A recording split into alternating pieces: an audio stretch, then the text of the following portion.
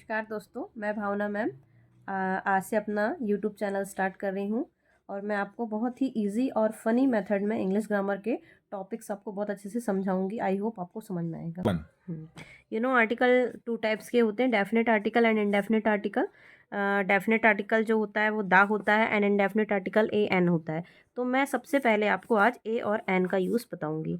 ए और एन का हम जब यूज़ करते हैं तो हमें हिंदी के वोवेल्स, हिंदी के स्वर और व्यंजन को ध्यान देना होता है। हिंदी के स्वर मतलब अ से लेके अह तक की ध्वनि को हमें ध्यान रखना है।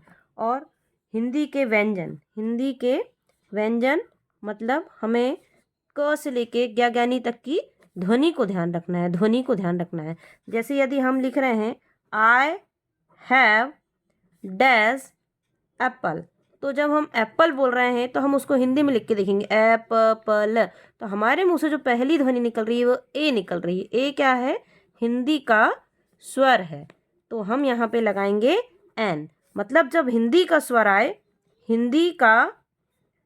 स्वर आए तो हमें एन लगाना है। एन लगाना है। जैसे नेक्स्ट एग्जांपल है आई हैव डैश ऑरेंज, तो जब हम यहाँ ऑरेंज लिख रहे हैं तो हिंदी में हम इसको लिख के लिखेंगे तो ऑरेंज अ तो क्या आएगा?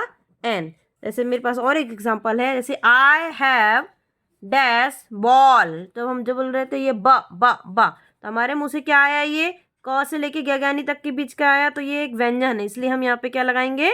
ए। तो हम व्यंजन के लिए अगर हमारे मुंह से व्यंजन निकलता तो ए, और यदि हमारे मुंह से स्वर की ध्वनि निकलती हिंदी का स्वर तो हम लगाएंगे एन। Thank you.